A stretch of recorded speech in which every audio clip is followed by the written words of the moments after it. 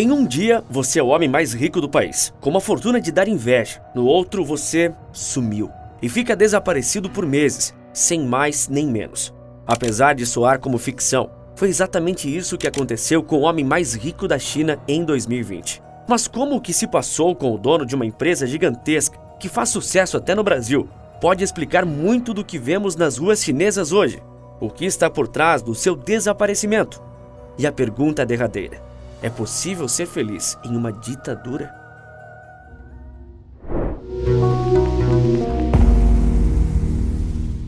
Para muitas pessoas, o dinheiro é capaz de comprar tudo, até mesmo a felicidade. Para outros, essa afirmação é absurda, e correto está o ditado popular de que o dinheiro pode comprar tudo, só não compra a felicidade.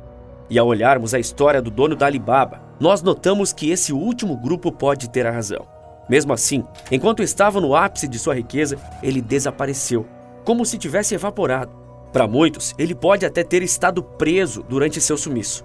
Se toda sua fortuna e influência não impedem o homem de ser privado de seus direitos individuais na China, como vivem os mais de 1 bilhão de chineses sem tanta prosperidade? Como entender esse caso pode nos abrir os olhos porque acontece hoje, com uma população que sai às ruas pedindo pela queda de um governo autoritário.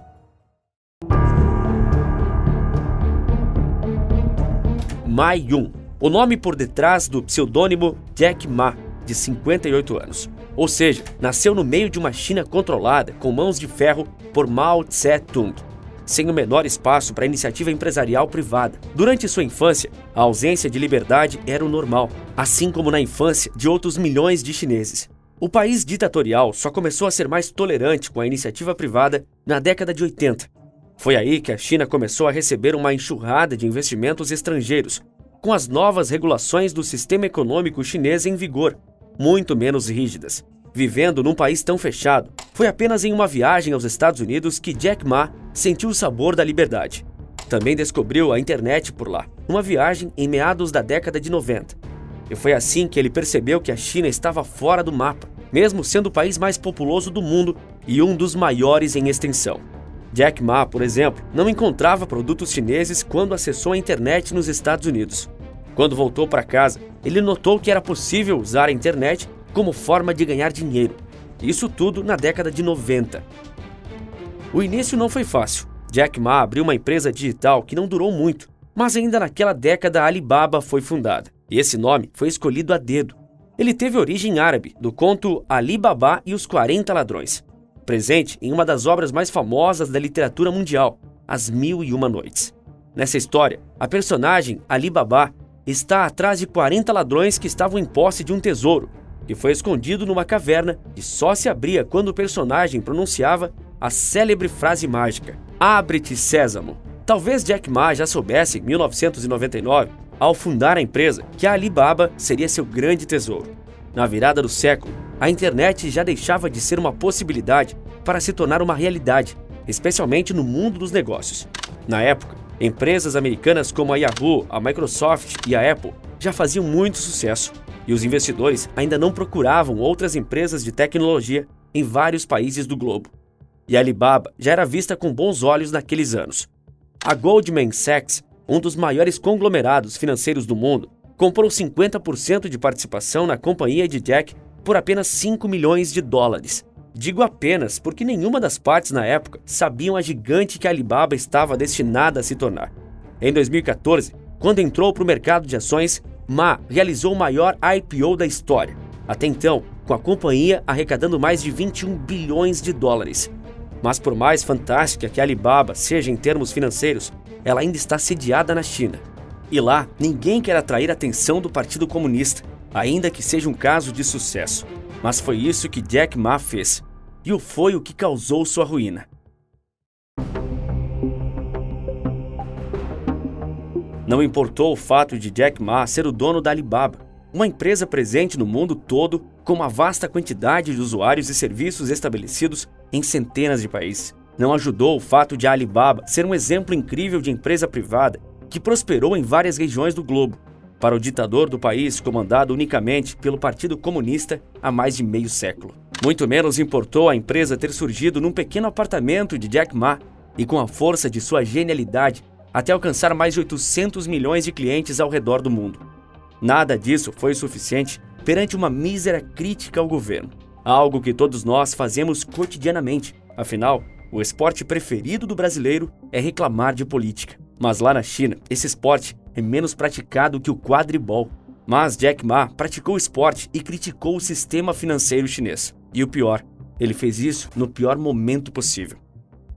Além da Alibaba, Jack Ma investiu seu tempo trabalhando em outro projeto empresarial, ainda sob o guarda-chuva da primeira empresa, o Ant Group, uma fintech que tem como principal serviço o Alipay, a plataforma de pagamento móvel do grupo.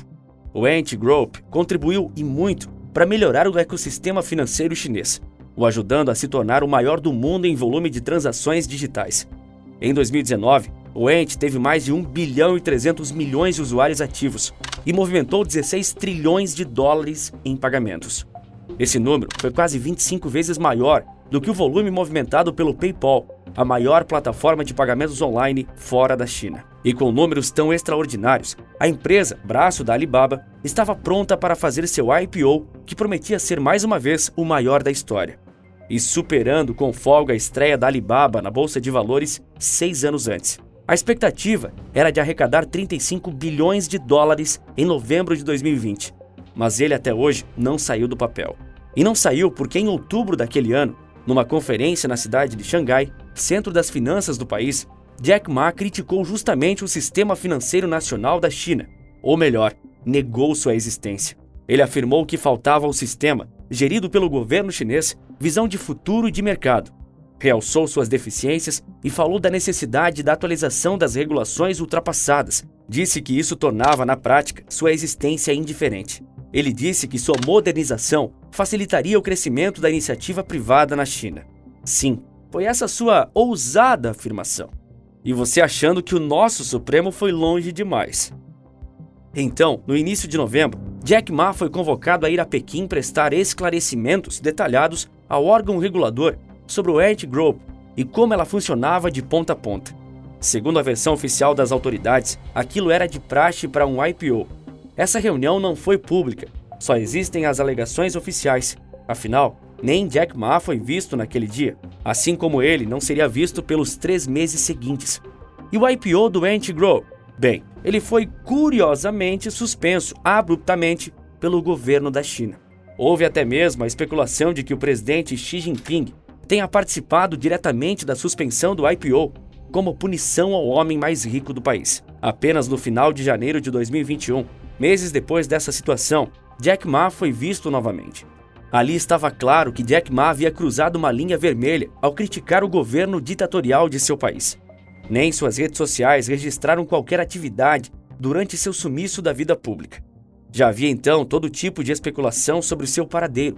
Jornalistas de todo o mundo noticiaram seu desaparecimento. Muitos já temiam o pior. E os embates entre o governo chinês e o império de Jack Ma não pararam com o reaparecimento dele. Em abril de 2021, as autoridades do gigante asiático multaram a Alibaba por práticas de monopólio em 2 bilhões e 800 milhões de dólares. A acusação, nesse caso, fazia sentido. A AliExpress exigia a exclusividade dos comerciantes que queiram vender seus produtos na plataforma, impedindo-os de fazer isso em outros sites comerciais. Pelo ano seguinte, Jack se manteve discreto em suas aparições públicas, pouco visto, mas muito lembrado. Até porque era difícil esquecer o homem mais rico da China e de toda a Ásia. Mas esse posto ele também perdeu. 2 anos depois, Jack Ma continua sofrendo as consequências de achar que podia criticar livremente uma agência de governo de um país autoritário.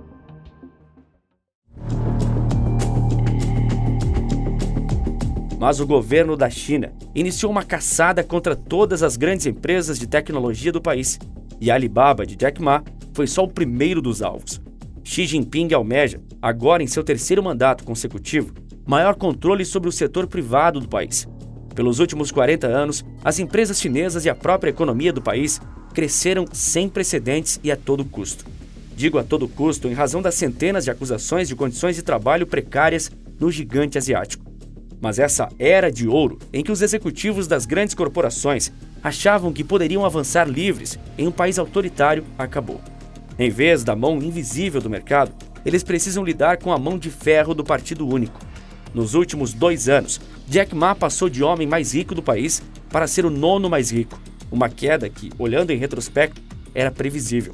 De 2021 a 2029, ele perdeu em torno de 30% de sua fortuna e seu patrimônio é estimado atualmente em 29 bilhões de dólares. Além disso, fontes relatam que ele tem a intenção de sair da liderança do Ant Group. Isso acontece no momento em que o grupo está lutando junto ao governo chinês para obter a autorização de realização de seu IPO, que está há mais de 2 anos congelado.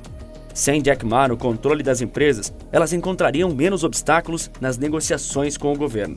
E curiosamente, começaram a surgir os primeiros indícios de que o Ant Group poderia conseguir realizar seu IPO, com as autoridades do país tendo dado aprovação preliminar para o prosseguimento do processo de capitalização. Mas isso pode não significar nada, já que as exigências do governo não são conhecidas. Os efeitos da mão pesada do governo foram sentidos com força pela Alibaba, que perdeu inacreditáveis 345 bilhões de dólares de valor de mercado em 2021.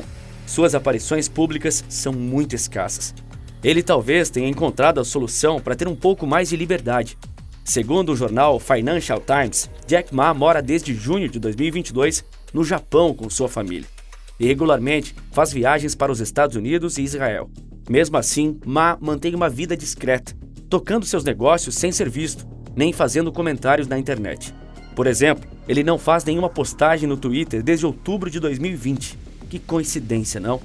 Diante de toda a história de Jack Ma, o que você pensa que acontece com um cidadão normal, sem dinheiro, sem influência e sem cobertura da mídia para o resguardar? Como você acha que ele, sabendo o que acontece com a elite financeira, se sente ao dizer o que pensa?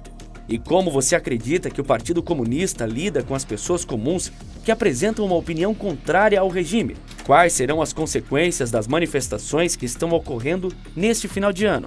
Veja só, Jack Ma não era só um bilionário, mas também o maior dos bilionários em seu país, dono de um negócio presente em mais de 180 países e com bilhões de usuários ao redor do globo. Contudo, bastou sair um pouco da linha que o governo chinês não lhe deu trégua. E na sua opinião, ser dono de uma fortuna, mas sem autonomia, é possível que alguém seja verdadeiramente feliz? Se a mim fosse dada a escolha, eu posso garantir, jamais renunciaria à minha liberdade. Me diga o que você pensa aqui nos comentários e aproveite que aqui você é livre para falar o que quiser. Uber não existirá em 5 anos. E no vídeo aparecendo agora na sua tela, eu te explico o porquê. Por esse vídeo é isso, um forte abraço e bons negócios!